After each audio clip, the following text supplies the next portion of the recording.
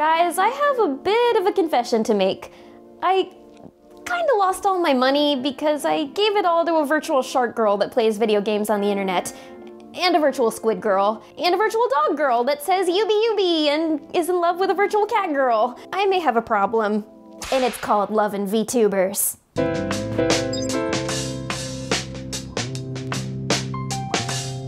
You know, outside of the general chaos of 2020, there's one particular party that's thrived extraordinarily well. The VTuber. VTubers are some of the biggest entertainers on YouTube and Twitch, and their success is kind of insane. Once again, you can tell from my, well. So, where did this trend get its start? Will they forever change the face of AniTube? And is Barbie technically one of the first? Well, we're about to find out. So yubi bitches. So VTubers. Before Gura, before Curreri, and even before Fubuki, how the hell did this phenomenon get started?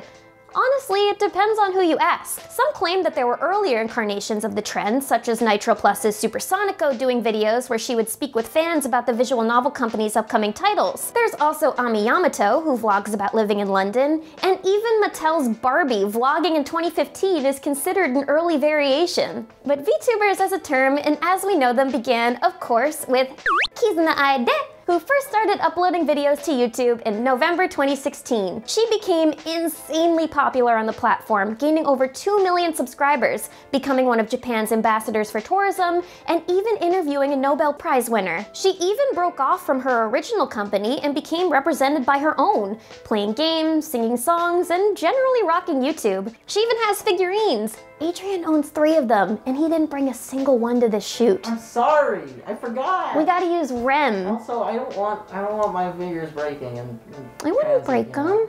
Don't you trust me? Transit. Not you. You wouldn't break them, but I would, accidentally.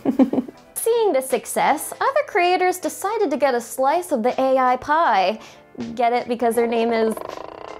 Anyway, by 2018, there were over 10,000 VTubers, and that list has grown significantly since then. If you want to find out for yourself, there's a huge database filled with them, and it would take far too long to read them all in this video. But for now, I want to talk about 2 specific kinds of VTubers, one with agencies and those who are independent. For many, an agency is the easiest way to becoming a successful VTuber.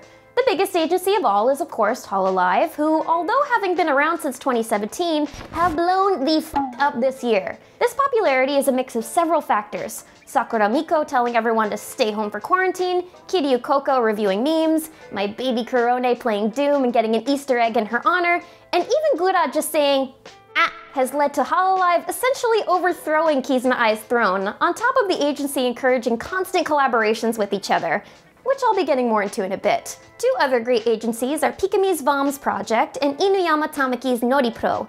These are much smaller, but their headliners are just as talented. Of course, independent creators like Project Melody and Yanners are on the rise as well. Melody is famous for, on top of the regular VTuber activities, some mature content, gaining a large audience on sites like Twitch and Chatterbait. I don't think that's something you should ever look up. I can't believe I had to mention that website in a Beyond the Bot video.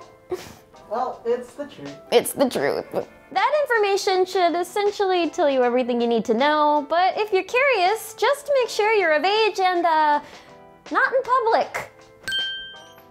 Was I summoned? We're talking Chatterbait. I'm more of a my free cams kind of guy. I'm more of an unregistered Hypercam 2 girl myself. That's not a porn website, Dorrie! You're not fooling anyone! How did you know? This was originally supposed to be Kurt's video. Yanners, on the other hand, is much more pure in comparison. Originally famous for her insanely cute rap covers and voiceovers, she's adopted the role of Nyatasha Yanners, who loves crashing trucks onto oncoming traffic and watching videos of dudes beating their meat. Oh. That came out wrong. It's not what you think. Just watch her streams. Stop beating the meat! As more and more kinds of VTubers rise in popularity, so does the question of why? Why is it rising so quickly? Well, as these examples have shown, personalities are a big force of what draws people to VTubers. The person portraying the VTuber becomes an integral part of the character. This was especially true when Kizuna Ai's voice actress seemed to be replaced. As separate variants of her, you know, because she's an AI, became portrayed by different people, her audience became divided. Some saw this as a betrayal of the one person who made Kizuna Ai, well, Kizuna Ai, especially when it seemed to be against her will. Although the original actress did end up getting brought on board as an advisor for Ai's company, it serves as a cautionary tale. VTubers pour so much of themselves into their characters, having to portray them for songs, skits, anime, and for hours upon hours of streams. People can tell when something as vital as the person portraying them has been replaced.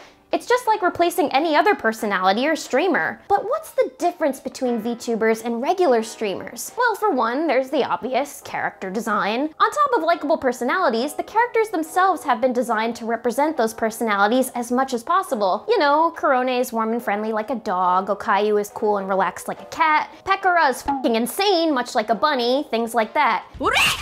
Those design choices heighten those character traits in a way reality, and regular people for that matter, just can't compare. Also, they're just really f***ing cute. And if you ask me, I think another thing that draws people to VTubers is the idea of creating a parasocial relationship with a freaking anime character. It's one thing watching an anime and seeing a cute anime girl we like go about her day. It's a whole other thing getting to actually interact with an anime girl and see her play games and sing songs that we enjoy too. Taking the most popular Hololive English girl, Gura, for example, since her debut, she has quickly skyrocketed to over 1 million subs and counting, and it's mostly due to the fact that she's an adorable, quirky anime shark girl who encourages us to hang out with her while she plays Minecraft. Can confirm, I am a subscriber. I am too. With each stream she has, we feel like we get to know her more and more through the stories she tells and the reactions she has to her chat. We're not just viewers to her, we're her chum buds. We have inside jokes with her, we poke fun at her when she messes up, and we cheer for her when she accomplishes something. And of course, we throw crazy amounts of money at her because, let's be honest,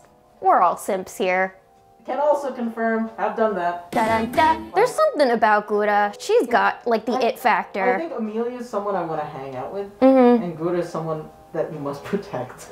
That's the difference. Protect the small angry shark girl. And now that we've seen another Hololive English girl, Calliope Mori, in an actual interview with the Trash Taste Podcast boys, which was super cool by the way, it adds a whole new layer to that parasocial relationship dynamic. These girls may be virtual, but their personalities are so real, even if they're played up a bit. I got super excited hearing Callie talk about RPG Maker games like Mad Father, and it made me want to watch her streams more so I can hear more of her opinions. Then there's the collaborations. I can't tell you how excited I get every time I see the announcement that Gura is about to play a game with Amelia Watson, or the whole Hololive EN crew. Anytime they all play Among Us, we know we're in for a bucket of laughs. It feels like we're watching real friendships develop between these virtual girls, and it makes us feel even more attached to them. It also influences people to check out new VTubers that they may have not paid much attention to before. Finally, it personally helps that these collabs are like treasure troves of Yuri for Yuri trash like me. I'm an Okokoro shipper for life, y'all. They're just so goddamn cute. There's this like one clip where they're playing Fall Guys together and Okayu tells Curreri that she loves her, and then Curreri's just like and she's like so frozen and smitten that she's messing up the game a lot, and it's so cute. Oh, I love them so much. Gurame is really cute too. There was also this one moment where they're playing Minecraft together and Amelia's climbing a ladder, and then Gura just goes, "Nice view from down here, huh?" And then Ame just... It's like, what? She's so clueless. Oh, I love them. So much Yuri! Oh. Alright, Gura, bend over. This could be useful. Okay, so I hope those differences are clear. But then there's Vocaloids and virtual idols. What's the difference between them? Well, these differences are slightly more nuanced. Gorillas, Barbie, Hatsune Miku, the Squid Sisters from Splatoon, and Calliope Mori are all virtual idols of a kind. They have online audiences, sing songs, and sometimes perform concerts. The differences are mostly what part of their performance they emphasize and how they do it. Barbie, Gorillas, and Hatsune Miku are all planned out in advance. Vocaloid's song and dance dance are written and programmed way ahead of time, and so is a Barbie video or a Gorillaz concert. A VTuber, however, relies more on the live performance of YouTube and Twitch. Behind that 2D rigging is a person reacting moment by moment, authentically, to whatever activity or adventure they're talking to you through. And it's that sense of improvised authenticity that really separates them from the rest. This isn't to say by any means that it's better. In fact, like I said before, these personalities also have songs and prearranged content for us to consume. But it's that difference in live performance that you can really feel. Have confidence. No confidence. We'll see if that difference echoes throughout the AniTube community. I personally really hope so. So before we end this video, I want to get to the bottom of what goes on in the mind of a VTuber simp. So I decided to bring in an expert. Curreri. Come.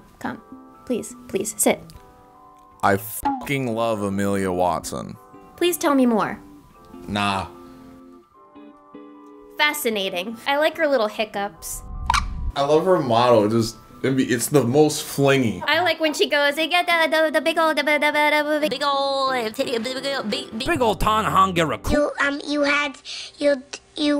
Something you like about Amelia? I admire her dedication to community service. I also like her titties. There it is. And there you have it. Thanks, Kurt.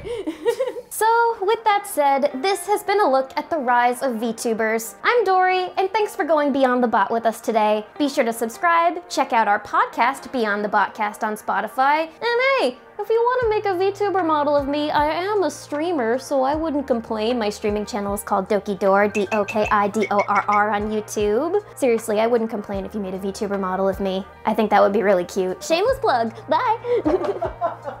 Thank you guys for watching this video on VTubers. This one was really fun to make. I fucking love VTubers. I think they're amazing. I've been watching a lot of Ina's streams lately because she's super cozy and she's got the vibe that I really enjoy. So before we end this video, I want to thank a few of our patrons. Well, I want to thank all of our patrons, but a few in particular that I really want to thank are Sugar Joe, Andrew M, Critical225, Kyle, and Eric Tortora Patu. You guys are the GOAT. I also want to answer a few questions too. Adrian, give me my phone. So the first question that I will answer is by Color Cosplays. If you could cosplay any character, what would it be? Nanami Chiaki from Danganronpa. I fucking love those games. I used to cosplay a lot back in high school. I cosplayed Kirigiri once when I went to Comic-Con, and I've always wanted to do Nanami Chiaki, but like I never really got to. I have her hoodie though, so I'm already like kind of halfway there. What are your favorite things to do in NYC right now, and what about pre-COVID? This was by Victor Sanchez. Well, there's not really much to do in New York right now with COVID going on, but one thing I always loved doing before this is going to museums. I could just spend like every day in the Natural History Museum. Oh, and the Met as well. I still want to do that thing once they open back up where like you spend the night in the museum and they give you wine, a flashlight, you could just explore around. It would be my little night at the museum fantasy. Hopefully I won't get chased around by a mummy. And the last question I want to answer is by Ariel Sanchez Mora. Best meal you have had in NYC, and what better place than Kinokuniya to get your Japanese fix? Oh, I miss Kinokuniya so much. I just want to talk about Kinokuniya. Usually when I would go there, I would always get a rice ball with a shrimp tempura and a cream bread.